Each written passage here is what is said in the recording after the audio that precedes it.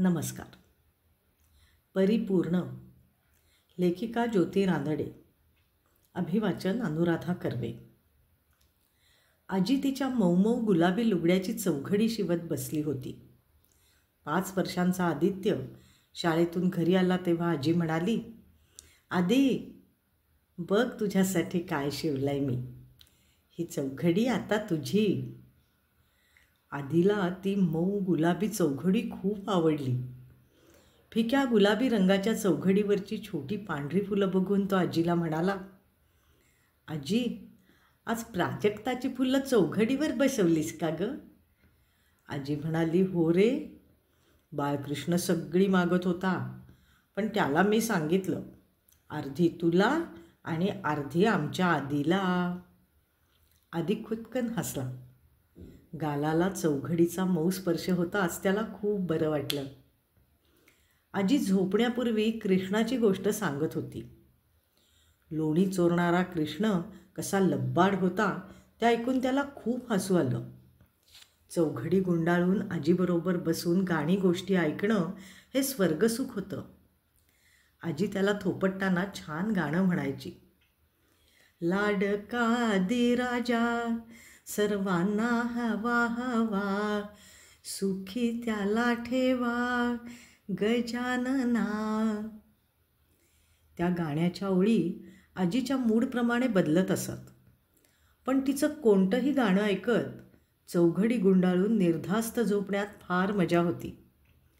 आजी अभंग भावगीतं छान म्हणायची, त्याचे अर्थही सांगायची. कैवल्याच्या चांदण्याला भुकेला चकोरचा अर्थ सांगताना त्यांनी विचारलं, आजी चकोर दाखव ना मला. चंद्राकडे उडत जातो का तो? कैवल्य, चकोर या गोष्टी खूप नवीन होत्या आधीसाठी आणि फारशा कळतही नसत, पण तरी त्याला ते सारं ऐकायला भारी आवडायचं. नंतर कधीतरी आजीनं स्वप्नातल्या कळ्यांनो उमलू नकाचं केव्हाचा अर्थ सांगितला होता. 14 वर्षाच्या आधीला गोडी अपूर्णतेची कळतच नसे. आजी अपूर्ण गोष्टीत गोडी कशी असेल ग?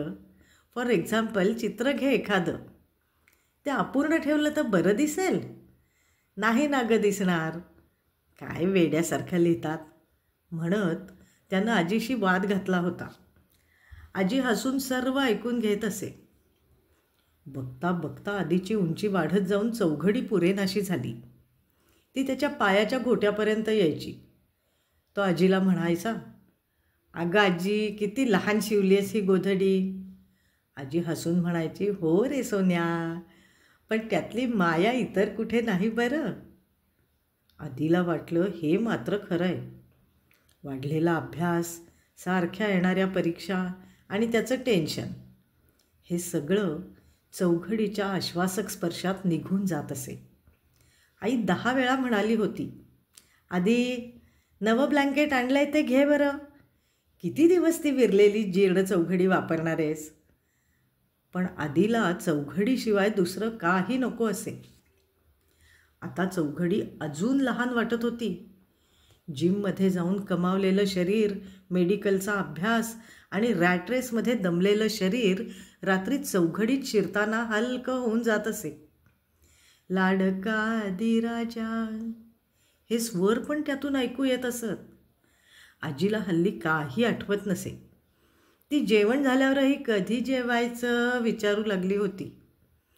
आधीला अल्झायमर्सच्या खुणा चांगल्याच माहीत होत्या. तो आजीजवळ जाऊन बसत असे आणि ती कधी असंबद्ध बोलत असेल त्यातील सुसंबद्धता बघत असे. पण आजीची एकही जुनी आठवण असंबद्ध नव्हती. आजी काही ना काही सतत शिवत बसायची. त्यात मात्र काही फरक नव्हता. आधी आता डॉक्टर होऊन प्रॅक्टिस करू लागला होता. चौघडी विरून खूप जुनी दिसू लागली होती, पण तिच्यातील मऊपणा खूप वाढला होता. फिका गुलाबी रंग अजूनच फिका झाला होता. आजी खूप आजारी होती. तिला त्याच्याच हॉस्पिटलमध्ये ॲडमिट केलं होतं. त्याचे डोळे भरून येत होते. कधी त्याच्यातला डॉक्टर जागा होऊन आजी जाणार हे मान्य करत असे, तर कधी त्याच्यातला लहान आदी आजी कायमची हवी म्हणून हट्ट करत असे. एक दिवस हॉस्पिटलमध्ये आजी काही वेगळ्याच मूडमध्ये होती. तिनं आदीला जवळ बोलावलं. त्याच्या चेहऱ्यावरून हात फिरवला. आदीचे डोळे भरून वाहू लागले. आदी, बाळा, मी छान आहे. निघू का आता?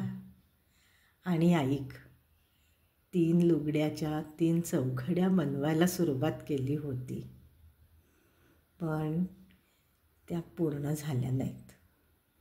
खालची शिवण वगैरे झालेली नाही.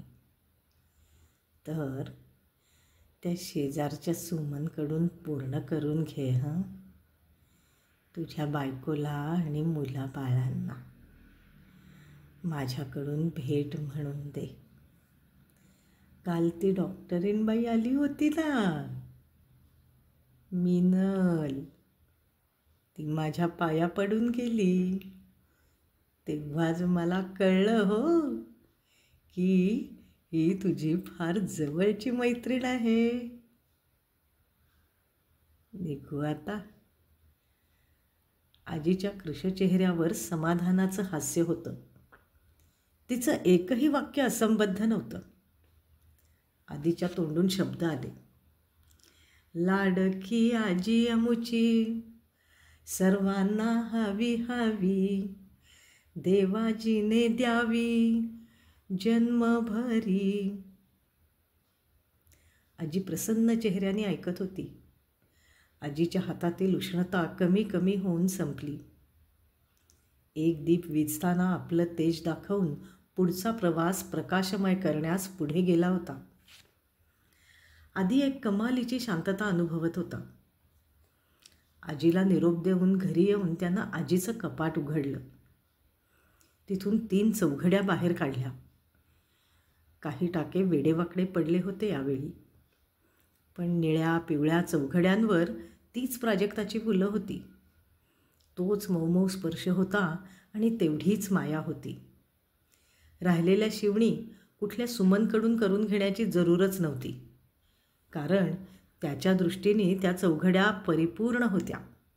आजीचे हात लागलेल्या, तिचं अस्तित्व जाणवून देणाऱ्या आणि पूर्णत्वातला पोचलेल्या चौघड्या आपल्या मुलांना देण्यासाठी त्यानं पिशवीत घालून जपून ठेवल्या.